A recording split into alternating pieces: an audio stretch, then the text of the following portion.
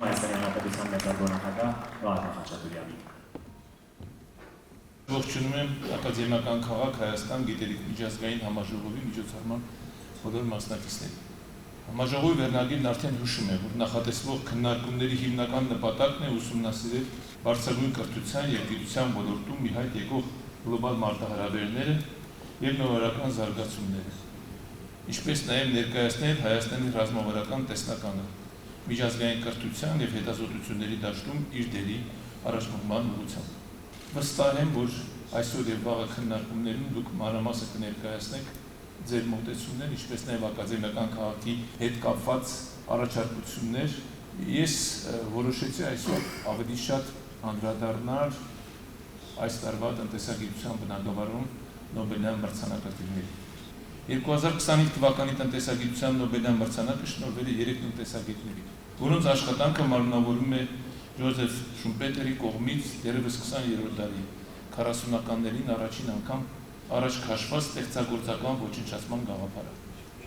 Ջոել Մոկիրը, Ֆիլիպ Ագիոնը և Պիտեր Հովիտը զարգացրել են պատկերացումներ այն մասին, թե ինչպես է տեխնոլոգիական առաջընթացը նպաստում մարդկության զարգացմանը, մարդկանց կյանքի որակի բարելավմանը։ Ինչպես նկարագրել է Շումպետերը, յուրաքանչյուր տեխնոլոգիական առաջընթաց ունի երկու դեմք։ Այն ոչնչացում է հիմ մեթոդները, հնացած դարձնելով և ստեղծում է, շուկան ողողելով նոր ապրանքներով և մարդկային կարիքները բավարարելով ավելի արդյունավետ եղանակներով։ Նոբելյան կոմիտեի ստեղծագործական ոչնչացման վրա կենտրոնացումը հատկապես արդիական է այսօր, արհեստական բանականության վերաբերյալ վախերի գերիշխող դարաշրջանում։ Հանրային քննարկումները հաճախ կենտրոնանում են արհեստական բանականության կործանարար կողմի վրա, աշխատատեղերի, որոնք այն կարող են դուրս մղել, կամ արդյունաբերությունների, որոնք այն կարող է անճանաչելիորեն վերափոխել։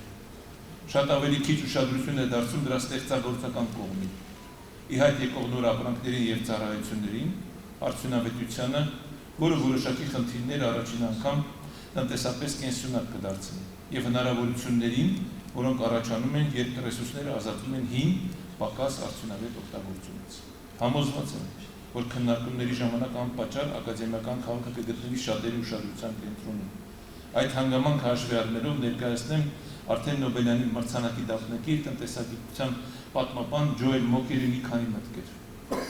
Տնտեսական փոփոխությունը ավելի քան շատ տնտեսագետներ կարծում են կախված նրանից, թե ինչի են մարդիկ հավատում։ Նորից եմ կրկնում, թե ինչի են մարդիկ հավատում։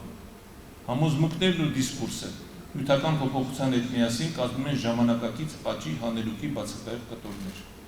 Մոկիրի համար նորարարը մի տեսակ ապստամբ է, մեկը, ով չի ցանկանում ընդունել աշխարհն այնպիսին, ինչպիսին այն կա, փոխարենը վճռականորեն տրամադրված է այն վերաձևավորելու։ Բարգավաճ տնտեսությունները նորարարությանը որպես վառելիք են ապավինում,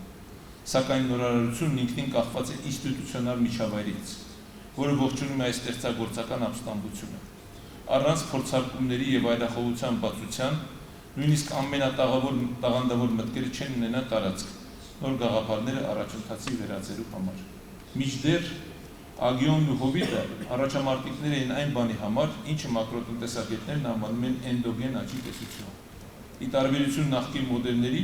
որոնք աճը դիտարկում են որպես տնտեսությունից դուրս ուժերի կողմից պայմանավորված, ինչպիսիք են պարզապես կապիտալի կուտակումը կամ արտահանման տեխնոլոգիական ցնցումները, նրանք ուսումնասիրեցին, թե ինչպես է նորարարությունը առաջանում հենց համակարգի ներսում։ Նրանց համար տեխնոլոգիական հնարավորությունը բույն են դրված յուրաքանչյուր հասարակության ինստիտուցիոնալ շրջանակներում, ինչպես ձվի մեջ զարգացող ճուտը։ Տնտեսությունները զարգանում կամ լճանում են, կախված նրանից, թե որքան լավ են խրախուսում կամ ճնշում ստեղծագործական ոչնչացումը։ Այս տարվա դափնեկիրների կարծիքով կայուն աճը պարզապես ներդրումների կամ հետազոտական ծախսերի հարց չէ։ Այն պահանջում է տեխնոլոգիական փոփոխությունների նկատմամբ բացություն և դրանց բերված անկայունությունը ընդունելու պատրաստակամություն։ Չափից շատ կարգավորումը և հովանավորչական քաղաքականությունը կարող են խեղդել ձեռնարկատիրական փորձարկումները, կասեցնել ներդրումները և ի վերջո խեղդել ստեղծագործականությունը։ Մրցակցությունից իրենց պաշտպաններ ձգտող շահագրգիռ խմբերի ազդեցության սահմանափակումը նույնքան կարևոր է։ Երբ հաստատված ընկերությունները թելադրում են քաղաքական օրակարգը, նրանք դա հաճախ անում են նորարարների հաշվին, ովքեր մի օր կարող են փոխարինել նրանց։ Մեկ անգամ եւս ցանկանում եմ ընդգծել. այս տարվա Նոբելյան մրցանակը հազվագյուտ եւ արժանի նոտա է ուղղված եւ նշանավորելով նրանց, ովքեր խորացրել են մեր ըմբռնումը նորարարության, ինստիտուտների եւ ստեղծագործական ոչնչացման դինամիկայի վերաբերյալ։ Կոմիտեն հիշեցրել է աշխարհին, որ տնտեսական առաջընթացը կախված է ոչ թե փոփոխությունից խուսափելուց, այլ օգտագործելուց։ Եվ այս փիլիսոփայությունն է, որ պետք է առաջնորդի մեզ առաջիկայում, առավել ևս կրթության բնագավառում ռազմավարական խնդիրները լուծելու մարտահրավերներին դիմակայելու համար։ Կրթությունը, գիտելիքը, ստեղծագործական ոչնչացումը, նոր տեխնոլոգիաներն այն շարժիչ ուժն են, որ կապահովեն Հայաստանի Հանրապետության զարգացման, քաղաքացիների համընդհանուր բարեկեցության եւ տնտեսության աճի, պետության անվտանգության մակարդակի բարձրացման հարաբերությունը։ Մաղթում եմ արդյունավետ աշխատանք։ Շնորհակալություն։ Thank you.